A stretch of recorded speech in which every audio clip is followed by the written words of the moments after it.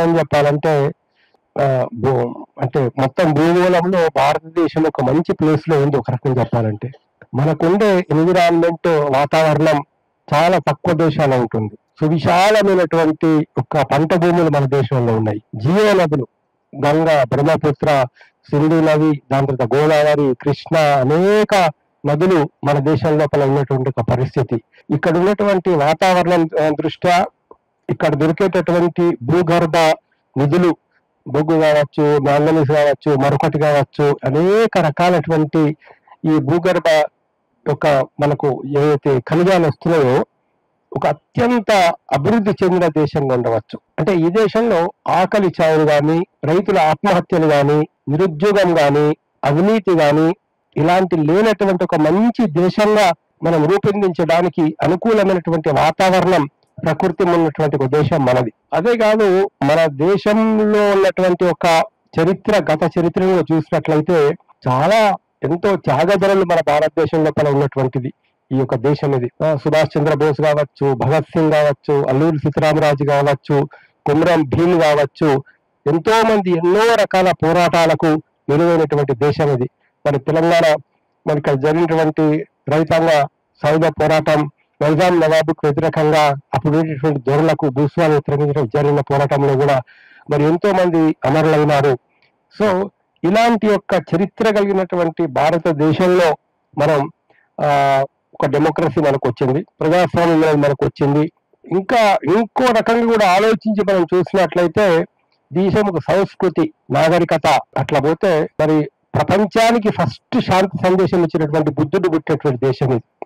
ఆ బుద్ధుడి యొక్క బోధనల వల్ల ఇవాళ ప్రపంచంలో ఎక్కడెక్కడైతే ఇవాళ వ్యాప్తి చెందినటువంటిది బౌద్ధ మతం, అది చైనా కావచ్చు, లేకపోతే మయన్మార్ కావచ్చు, శ్రీలంక కావచ్చు, అనేక దేశాల్లో ఒక నూతన దృక్పథం, ఒక కొత్త ఒరవడి అనేది మనకు కనబడతా ఉంది. అంటే అక్కడే కాదు, అంటే శాంతి సందేశం ఇచ్చినటువంటి వాళ్ళలో మనకు మొదటి నుంచి కూడా స్వతంత్ర పోరాటంలో మహాత్మా గాంధీ లాంటి వారు శాంతి నినాదం ఇచ్చారు.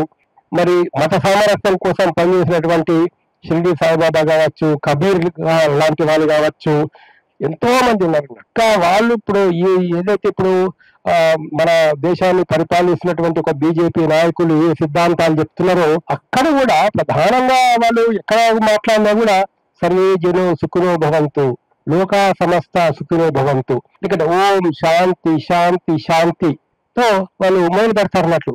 తన ఏ మంత్రం చదివినా ఏ పూజ చేసినా కూడా. మరి దీని అర్థం ఏంటి? మీరు చదువుతున్న మంత్రాలకు ఓం శాంతి శాంతి శాంతి అని చదువుతున్నారే, దానికి ఏం సందేశం మీరు ప్రజలకు ఇవ్వాలనుకుంటున్నారు? మరి ఇలాంటి సమాజాన్ని మీరు కోరుకుంటున్నారు? మీ చర్యలు ఎలా ఉండాలా? ఇప్పుడు ఆర్ఎస్ఎస్ వాళ్ళు చెప్పేటప్పుడు ఏమంటారంటే నమస్తే సదా వచ్చలే మాతృభూమి, మనకు ద్వయాహిందు భూమి సుఖం వర్ధితోహం, సుఖం వర్ధితోహం అంటే సమస్త ప్రజలు సుఖంగా ఉండాలా అని ఇవాళ మీరు ప్రార్థిస్తున్నారు అనే విషయాన్ని అమిత్ షా గారు, మోడీ గారు వాళ్ళు చదివిన మంత్రాలను ఒకసారి వాళ్ళు జ్ఞాపకం చేసుకుంటే బాగుంటుందని చెప్పేసి ఈ సందర్భంగా విజ్ఞప్తి చేస్తున్నాడు. మీరు చదువుతున్న మంత్రాలకు, మీరు చెప్తున్నటువంటి మాటలకు మీ ఆచరణ ఎలా ఉండాలా?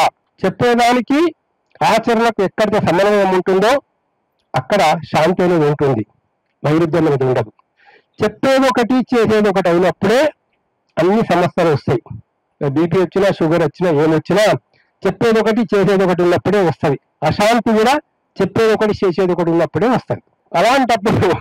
అలాంటప్పుడు రాజ్యాంగం ఏం చెప్తుంది మనకు అంటే ఇవాళ ఒక హైకోర్టు జడ్జిగా కావచ్చు, ప్రధాన న్యాయమూర్తి కావచ్చు, సుప్రీంకోర్టు జడ్జిలు కావచ్చు, ఎమ్మెల్యేలు, రాష్ట్ర మంత్రులు, ముఖ్యమంత్రి, కేంద్ర మంత్రులు, ప్రధానమంత్రి, రాష్ట్రపతి ఎవరి మీద ప్రమాణం చేస్తారు? రాజ్యాంగం మీద ప్రమాణం చేస్తారు.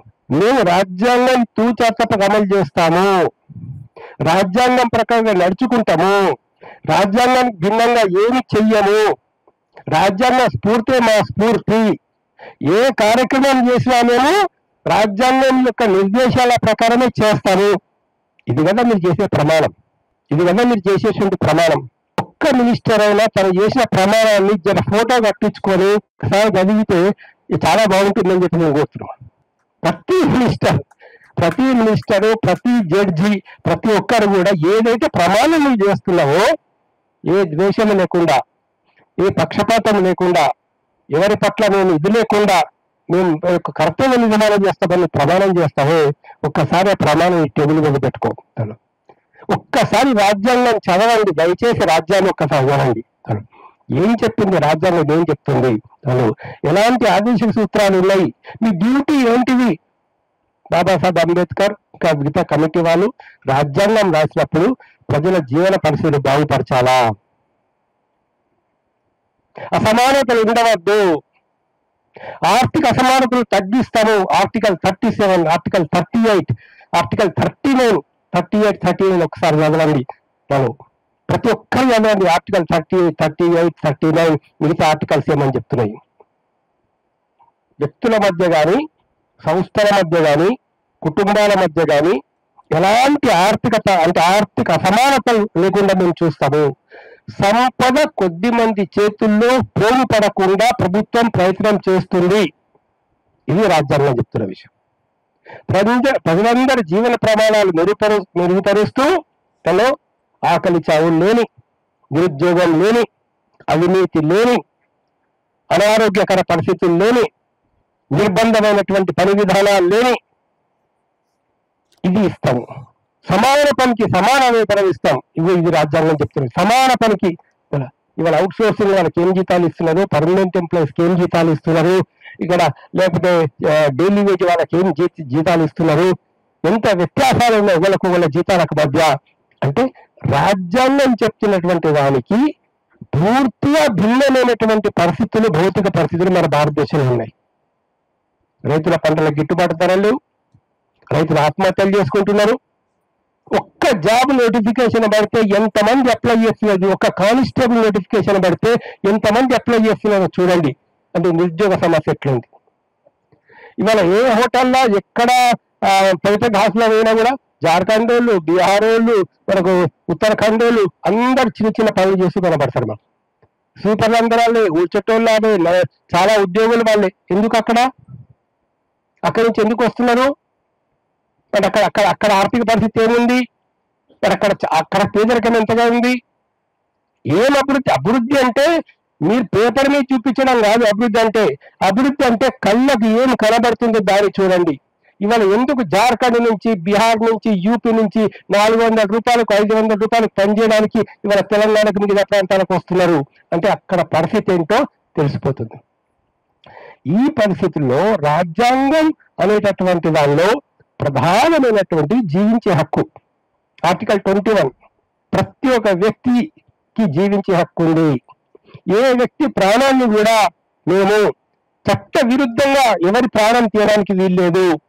అంటే కోర్టుల ద్వారా ఉరి శిక్ష పడితేనే మీ ఎవరినైనా ప్రాణం తీసే హక్కు ఉంది, కానీ అన్యాయంగా అక్రమంగా ఎవరు చంపేటటువంటి అధికారం లేదు.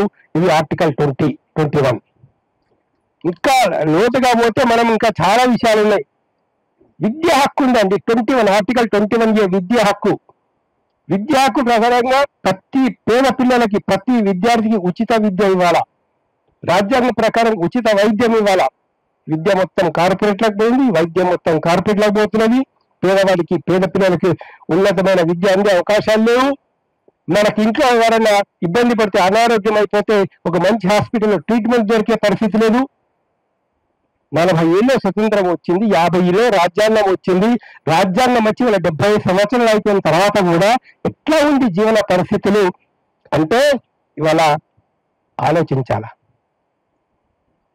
బిల్కిస్ బాను కేసులో రేప్ చేసి, మర్డర్లు చేసి, అందులో ఎంత పోరాటాలు చేసిన తర్వాత శిక్షలు పడితే ఒక రేప్ చేసిన నేరస్తుల్ని, హత్య చేసిన నేరస్తుల్ని జైల్లో ఉంచితే ఇవాళ ఏమని చెప్తున్నారంటే మంచి ప్రవర్తన గల వాళ్ళుగా, సత్ప్రవర్తన గల వాళ్ళుగా సర్టిఫికేట్ ఇచ్చి వాళ్ళని వదిలేసినటువంటి ప్రభుత్వాలు.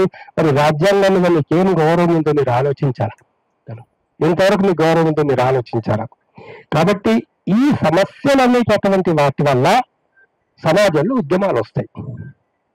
పేదలకు భూమి మీద హక్కు లేదు, మరి దున్నుకునే ఆదివాసులకు భూమి మీద హక్కు లేదు, పీసా చట్టంను అమలు చేస్తలేవు, ల్యాండ్ సీలింగ్ చట్టం అమలు కాదు, ఇచ్చిన పట్టా కాయిదాలకు ఇక్కడ భూమి ఉండదు, అవిట్లను కూడా ల్యాండ్ ఎక్విజిషన్లు తీసుకుంటే కాంపెన్సేషన్ ఇవ్వవు, హలో, భూములు తీసుకొని పెద్ద పెద్ద పరిశ్రమల వాళ్ళకి ఇవ్వడానికి రైతుకు 10 లక్షలు ఇస్తావు, కార్పొరేట్లకు 10 రూపాయలకి ఇస్తావు. అందులో మరి ఏమవుతుంది పరిస్థితి అంటే, ఎట్టిపోతున్నది దేశం అనేటువంటి దానిలో ఈ యొక్క సమస్యలు ఎందుకు వస్తున్నాయి, ఎందుకు అశాంతి ఉంది ప్రజల్లో అనే విషయంలో ఆలోచించాలి. అభివృద్ధి అభివృద్ధి అభివృద్ధి డెవలప్మెంట్ అవుతుందంటే సిమ్ కార్డులు పెరిగితే దేశం డెవలప్ అయినట్లు కాదు, సెల్ ఫోన్లు పెరిగితే దేశం డెవలప్ కాదు, కొన్ని ఐటీ కంపెనీలు వస్తే దేశం డెవలప్ అయినట్లు కాదు, లేదా అదాని అంబానీ ఒక 10 మంది యొక్క ఒక వాళ్ళ యొక్క ఆస్తులు బాగా పెరిగిపోతే సమాజంలో అభివృద్ధి జరిగినట్లు కాదు. పెద్ద పెద్ద కాంట్రాక్ట్ల యొక్క ఆదాయం పెరిగిండవచ్చు, పెద్ద పెద్ద మాల్లో వచ్చిండవచ్చు అందులో, లేదా ఇంకా ఇంటర్నేషనల్ లెవెల్ వ్యాపారాలు పెరిగిండవచ్చు. దానికి వేరే ప్రజల జీవన పరిస్థితులు బాగుపరచడం జరిగింది. ఉత్పత్తి చేస్తున్నది ఎవరు, కష్టపడుతున్నది ఎవరు, వెల్త్ ప్రొడక్షన్ ఎట్లా వస్తున్నది, యాక్చువల్ ప్రొడక్షన్ చేసే వాళ్ళు ఎవరు, మరి వాళ్ళ జీవనాలు ఎట్లున్నాయని చాలా ముఖ్యమైన విషయం. అందుకని ఏంటంటే దీన్ని ఒక సామాజిక కోణం నుంచి చూడాల్సిన అవసరం ఉంది. ఏ ఉద్యమాలు ఎక్కడ పోరాటాలు జరిగినా కూడా ఒక సామాజిక కోణం నుంచి, రాజ్యాంగం కోణం నుంచి దీన్ని చూడాల్సిన అవసరం ఉంది. కానీ దీన్ని కేవలం ఒక శాంతి భద్రత సమస్యగానో లేదా పోలీస్ ఫోర్స్ని పెట్టో మిలిటరీ ఫోర్స్ని పెట్టో మేము చేసేస్తామనేటువంటి ఒక పద్ధతి కాదు.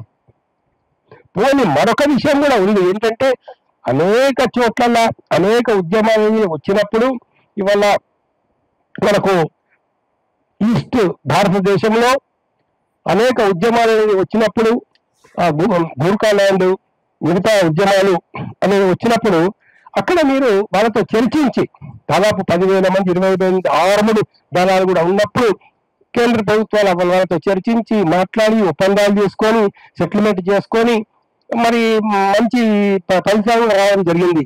అంటే సాయుధ పోరాటం చేస్తున్న వాళ్ళతో చర్చలు జరపడం, సాయుధ పోరాటం చేస్తున్న వాళ్ళతో ఒప్పందాలు రావడము ఇక్కడ కొత్త కాదు, ఇది జరుగుతున్న విషయమే. ఇంతకుముందు అనేక ప్రాంతాల్లో జరిగింది. కాబట్టి దీన్ని ఇప్పుడు ఎందుకు అనుసరించడం లేదు అనేది ఒక ముఖ్యమైనటువంటి సమస్య. ఏం లేదు ఇక్కడ సమస్య ఏంటంటే, మేము శాంతి కమిటీగా ఒకటి ఏర్పడ్డాం. మా శాంతి కమిటీ ఏ రాజకీయ పార్టీకి సంబంధించింది కాదు. మా శాంతి కమిటీ మావోయిస్టుల ప్రతినిధులం కాదు మేము. మా శాంతి కమిటీ కేవలం ఏంటంటే కొంతమంది మేధావులుగా కూర్చొని మానవత్వంతో ఆలోచించి ఇప్పుడు ఏం జరుగుతుంది పరిస్థితి అని ఆలోచించినప్పుడు ఏంటంటే కాల్పులు జరుగుతున్నాయి, అనేక చోట్ల ఇంతకుముందు చనిపోయిన వాళ్ళు ఆదివాసీలు ఉన్నారు, పోలీస్ కానిస్టేబుల్ ఉన్నారు, పోలీస్ అధికారులు ఉన్నారు, కొంతమంది మావోయిస్టులు ఉన్నారు. అంటే ఇంతకుముందు పీపుల్స్ వార్, ఇప్పుడు మావోయిస్టులు ఎవరన్నా కావచ్చు. అంటే చనిపోతున్నారు. అది నిజమైన ఎన్కౌంటరా, తీసుకెళ్లి కాల్ చేసినారా, 2 రోజులు పోలీస్ స్టేషన్లో పెట్టుకొని టార్చర్ చేసినారా, ముందు నుంచి కాల్చారా, వెనుక నుంచి కాల్చారా, ఏది ఎన్కౌంటరు ఏది కాదు, ఆ విషయాల్లోకి మనం పోదాల్చుకోలేదు. కానీ ఇక్కడ ఏంటంటే చనిపోతున్నారు. మరి చనిపోయిన వ్యక్తి ఒక కానిస్టేబుల్, ఒక 25 ఏళ్ళ కానిస్టేబుల్ చనిపోయాడు అనుకోండి, మరి ఆయనకు భార్య ఉండదా, కన్నతల్లి ఉండదా, తండ్రి ఉండదా, చిన్న పిల్లలు ఉండరా? ఇవాళ ఆ భార్య పరిస్థితి, ఆ కన్న తల్లికి కన్నీళ్లు రావా? దీన్ని ఎలా నివారించాలి? ఒక కానిస్టేబుల్ కావచ్చు, ఒక ఆదివాసీ కావచ్చు, లేకపోతే ఒక మావోయిస్ట్ కావచ్చు, ఆయనకు తల్లి ఉంటుంది ఎక్కడో. మరి ఈ యొక్క కన్నీళ్లు, ఈ యొక్క దుఃఖం, ఈ యొక్క రక్తం, ఈ యొక్క రక్తపాతం లేకుండా మనం ఏం చేయాలా అని మేము ఆలోచించినాం. వాళ్ళకు సజెషన్స్ ఇస్తున్నాం మేము, వీళ్ళకు సజెషన్స్ ఇస్తున్నాం మేము, ప్రభుత్వానికి చెప్తున్నాం మేము, మిగతా రాజకీయ పార్టీలకు విజ్ఞప్తి చేస్తున్నాము, ఏ పార్టీ వాళ్ళైనా విజ్ఞప్తి చేస్తున్నాము. అదేవిధంగా మావోయిస్టులకు కూడా కొన్ని విషయాలు మేము చెప్తా ఉన్నాం తను. కాబట్టి ఇక్కడ ఏంటంటే మేము ఫస్ట్ టైం ఏం చెప్పాము, మీరు ఇరు పక్షాల వాళ్ళు సీజర్ పాటించి ఆయుధాలు వాడకుండా మీరు చర్చించండి అని చెప్పి మేము కోరినాం. మార్చి 24 రోజు తీర్మానం చేసినాం మేము. ఆ తీర్మానం పత్రికల్లో వచ్చింది. వచ్చిన తర్వాత వారం రోజుల్లో మావోయిస్ట్ పార్టీ నుంచి లేఖ వచ్చింది, అది కూడా పత్రికల్లో వచ్చింది. వాళ్ళు ఏమని చెప్పారంటే, శాంతి కమిటీ ఇచ్చినటువంటి పిలుపును మేము గౌరవిస్తూ మేము సీజ్ ఫైర్ పాటిస్తాము, మేము ఎలాంటి ఆయుధాలు వాడము అని చెప్పి చాలా స్పష్టంగా చెప్పారు. తర్వాత వాళ్ళు ఏం చెప్పారంటే, మేము ప్రభుత్వంతో చర్చించడానికి సిద్ధంగా ఉన్నాము, చర్చలకు అనుకూలమైన వాతావరణం కల్పించండి. ఏవైతే ఇప్పుడు ఫోర్సెస్ వస్తున్నాయో, కోంబింగ్ ఆపరేషన్స్ జరుగుతున్నాయో, ఈ కోంబింగ్ ఆపరేషన్స్ మీరు కాస్త ఆపండి. మేము ఎక్కడెక్కడో ఉన్నటువంటి ఒక నేషనల్ కమిటీ వాళ్ళందరం కూడా, జాతీయ కమిటీ వాళ్ళము కలిసి కూర్చొని ఒక దగ్గర మాట్లాడుకొని మేము ప్రభుత్వంతో చర్చించడానికి సిద్ధంగా ఉన్నాము అని చెప్పేసి చాలా స్పష్టంగా అని చెప్పడం జరిగింది. చర్చించడానికి సిద్ధంగా ఉన్నారు. ప్రస్తుతం మీరు ఆయుధాలు వాడమని చెప్తున్నారు. ఒక చిన్న గ్రూప్ కావచ్చు, ఎవరన్నా కావచ్చు, అది కర్రగుట్టలో కావచ్చు, మరొక చోట కావచ్చు, మేము ఆయుధాలు వాడము అని చెప్పి వాళ్ళు అక్కడ సమావేశం అయినప్పుడు, చర్చిస్తాము అని చెప్పేసి చెప్పినప్పుడు ప్రభుత్వ స్పందన ఎట్లా ఉండాలా, ఏ విధంగా ఉండాలా, మానవత్వం ఉన్న స్పందన ఎలా ఉండాలా, ఇక మనుషులుగా ఆలోచించే వాళ్ళు ఏ విధంగా ఉండాలా. ఒక యుద్ధ భూమిలో కావచ్చు, ఈవీఎన్ వార్ ఫీల్డ్ లో ఒక వ్యక్తి నేను ఆయుధాలు కింద పెట్టి మీతో మాట్లాడడానికి వస్తున్నానంటే అప్పుడు అతను చంపుతారా? చంపడం ధర్మమా? దేని ప్రకారంగా ధర్మం ఇది? అందరినీ చుట్టుముట్టి ఎన్సర్కల్ చేసి వాళ్ళు అక్కడ ఉన్నారు.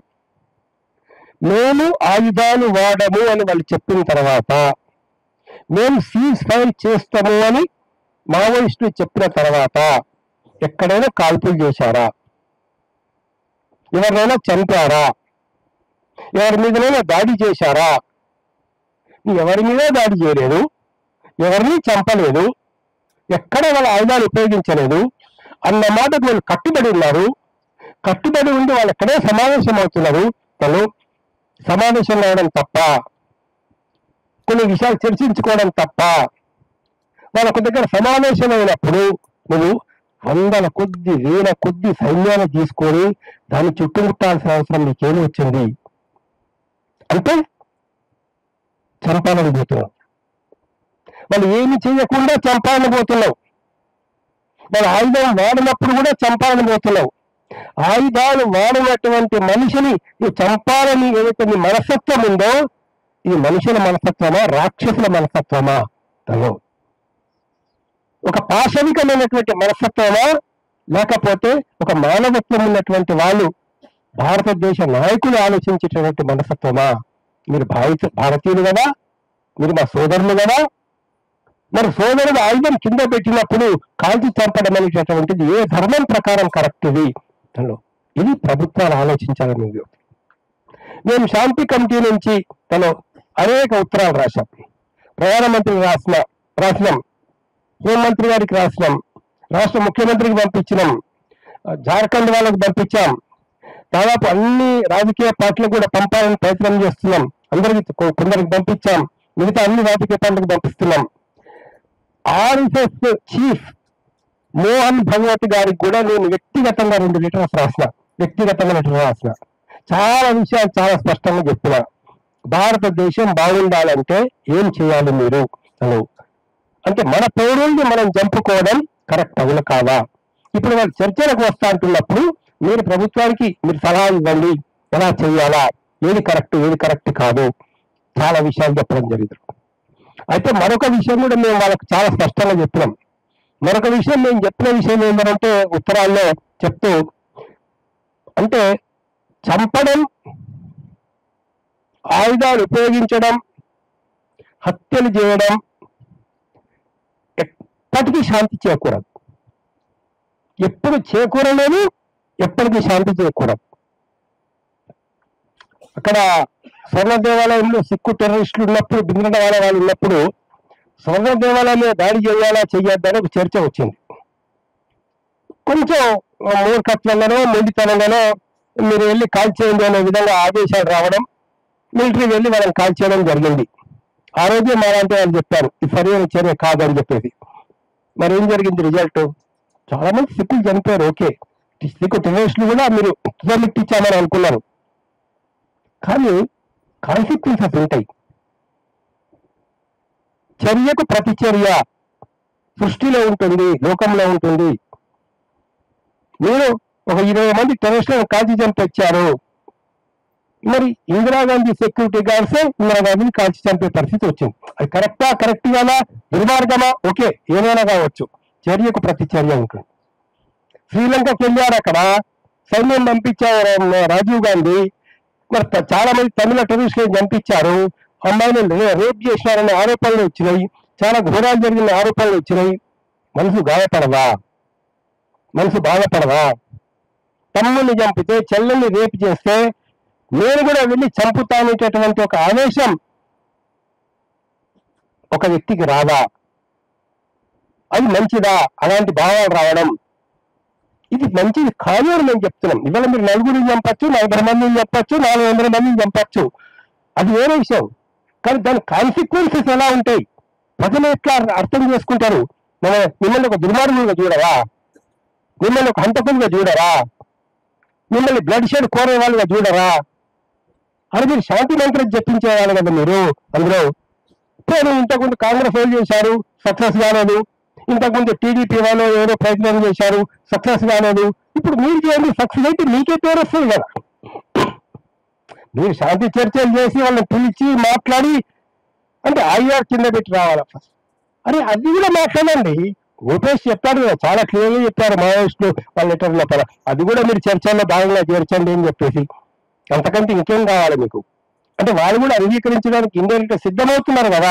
అందులో సిద్ధమవుతారా, ఏమవుతారు, ఎట్లవుతారు అంటే చర్చలు ఫలప్రదం అయితే న్యాయమైన వాళ్ళ డిమాండ్లకు ఒప్పుకుంటే మీరు వాళ్ళకు కూడా జీవించేటువంటి హక్కు, పరిపూర్ణమైన జీవించే హక్కు బయటకు వచ్చిన తర్వాత మనం కల్పించగలిగితే ఏం చేయాలని చెప్పేసి ఆలోచిస్తూ ఒక మంచి అవకాశం ఉన్నది. ఈ ప్రభుత్వానికి ఉన్నటువంటి అవకాశాన్ని ప్రభుత్వం ఉపయోగించుకోవాలని చెప్పేసి మేము కోరుతా ఉన్నాము. ఒక చక్కటి అవకాశం అనేది మీకు వచ్చింది.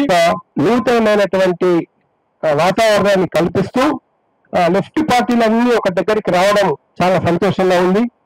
అదేవిధంగా ఒక్కొక్క ఉద్యమాలు చేసినప్పుడు మరొకరు సపోర్ట్ చేసుకోవడం, ఒక కార్మికులు సమ్మె చేసినప్పుడు మరొక కార్మికులు సపోర్ట్ చేసుకోవడం, రైతాంగ ఉద్యమానికి కార్మికులు సపోర్ట్ చేసుకోవడం, కార్మికుల ఉద్యమానికి ఇతర వాళ్ళకి సపోర్ట్ చేసుకోవడం, ఒక ఉద్యమాల మధ్య ఐక్యతను కనుక మీరు తీసుకొచ్చినట్లయితే ఒక 3-4 సంవత్సరాల ఒక గొప్ప మార్పు భారతదేశంలో వస్తుందని చెప్పి ఆశిస్తూ నాకు ఈ అవకాశం ఇచ్చినందుకు ధన్యవాదాలు.